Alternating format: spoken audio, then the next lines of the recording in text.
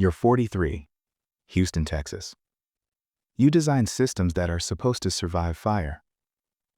Your father fixed diesel engines in a garage behind your childhood house. He never trusted anything he didn't tighten himself. Metal doesn't lie, he used to say. If it fails for a reason. You built your life around that idea. You earned a PhD in materials engineering, specialized in polymer behavior under stress, wrote your dissertation on elastomer resilience in extreme temperature variance. You understand how rubber behaves when it's warm. You understand how it behaves when it's cold. Cold is the problem. You've been with this aerospace contractor for 17 years, long enough to watch the logo change twice, long enough to see 3 CEOs come and go, long enough to understand that engineering and management speak 2 different dialects of the same language. You work on the joint sealing system of a reusable orbital launch vehicle, a stack of precision machined steel segments joined together by cylindrical seals designed to prevent superheated combustion gases from escaping during ascent. The seals are simple in theory: 2 rings of synthetic rubber, compression activated, heat resistant, redundant. In theory. But theory doesn't account for January. In late November, during routine review of environmental stress simulations, you notice something small. The seal compression margin narrows significantly below 40 degrees Fahrenheit. Not catastrophic, not guaranteed failure, just outside comfort. You rerun the simulation, same result. You pull archive test data from a cold weather trial conducted years ago. There's a minor anomaly, delayed seal expansion at low temperature. It was noted at the time but dismissed as within acceptable tolerance. You don't like acceptable tolerance. You like margin. You draft a memo. Low temperature elasticity reduction may compromise seal seating during ignition pressure spike. Recommend further cold weather validation before January launch window. You attach graphs. You highlight the compression curve. You send it to your supervisor and CC the materials review board. 2 days pass. No response. You walk upstairs to your supervisor's office. He's a former engineer turned program manager. He understands the data. He understands you. He also understands the schedule. Launch window? January 28th. Media already booked. VIP guests confirmed. Congressional Oversight Committee attending. He closes the door. How confident are you? He asks. You answer carefully. I'm confident the margin narrows beyond comfort below freezing. He leans back. Is it guaranteed failure? No. Is it probable? You hesitate. Probability increases as temperature drops. He exhales. That's not the same as it will fail. You nod. It isn't.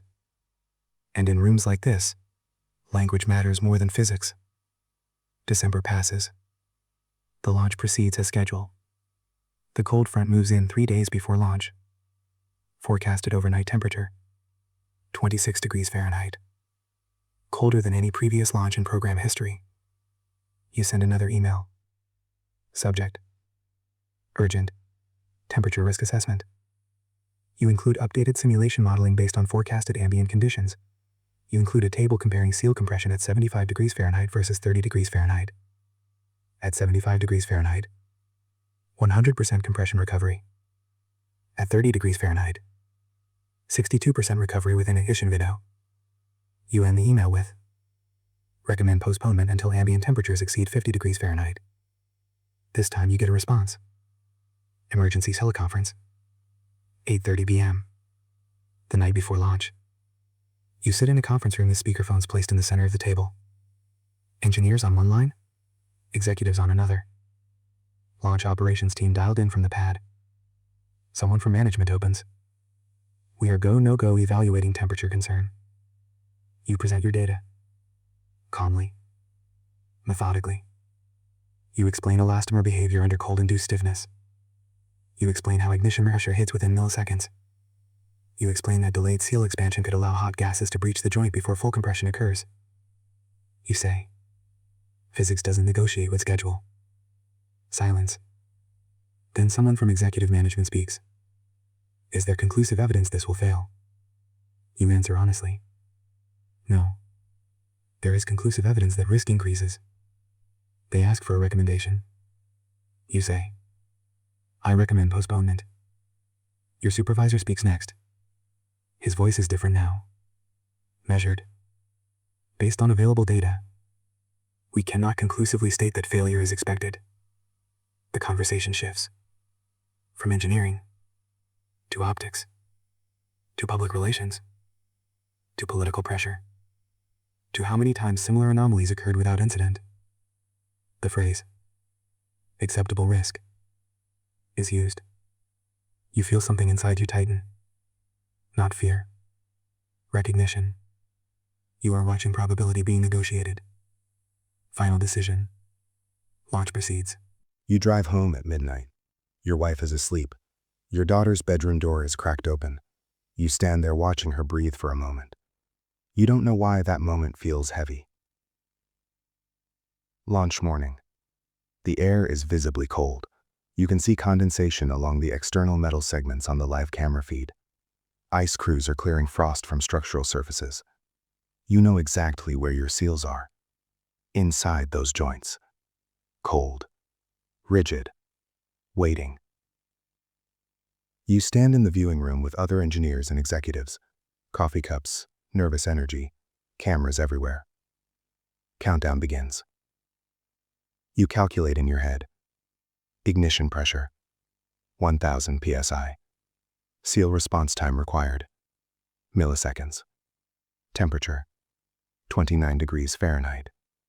You know elastomers behave like glass at low temperatures. Your heart rate increases. You consider standing up. You consider saying something. Ignition. The vehicle roars to life. Flame and smoke engulf the pad. It rises cleanly. Perfect trajectory. Applause begins softly in the viewing room. You do not clap. The first 30 seconds look flawless. You watch the telemetry feed on a secondary monitor. Pressure stable. Thrust nominal. 45 seconds. Wind shear begins. The vehicle flexes slightly. 68 seconds. You see a flicker in the exhaust plume. Small. Orange. Different from the primary combustion signature.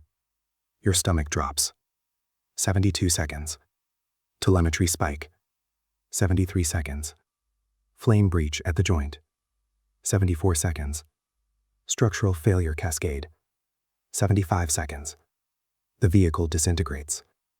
On screen, a fireball blossoms against a blue sky. In the viewing room, nobody screams. There is just silence. Someone whispers, "Oh my God." You don't move. Because you knew. The seals failed. Cold-induced rigidity prevented full seating. Hot combustion gases escaped. The joint burned through. Physics reclaimed authority. 7 crew members were on board. You go home that night and sit at your kitchen table. The house is quiet. Your daughter asks from the stairs, "Did your rocket go to space today?" You swallow. Yes. Did it work? You look at your hands. No. The investigation begins immediately. You are called to testify before the review board.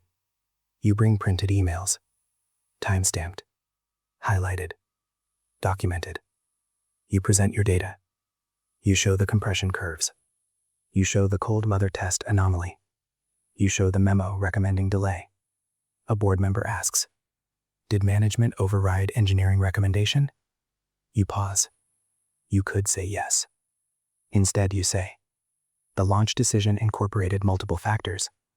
Another member asks, "Did you believe the vehicle was safe to launch at that temperature?" You say, "I believed risk was elevated beyond acceptable margin." They ask, "Why did you not escalate beyond your supervisor?"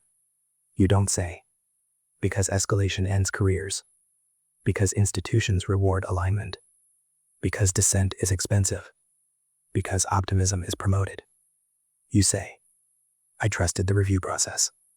The final report confirms, primary cause, joint seal failure, due to low temperature elasticity reduction, exactly as modeled.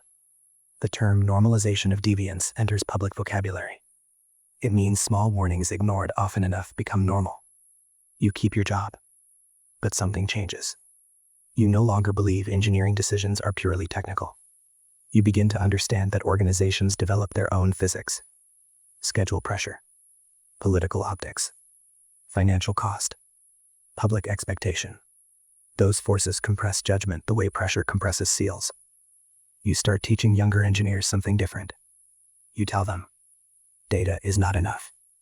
If you know something is wrong, say it until someone listens.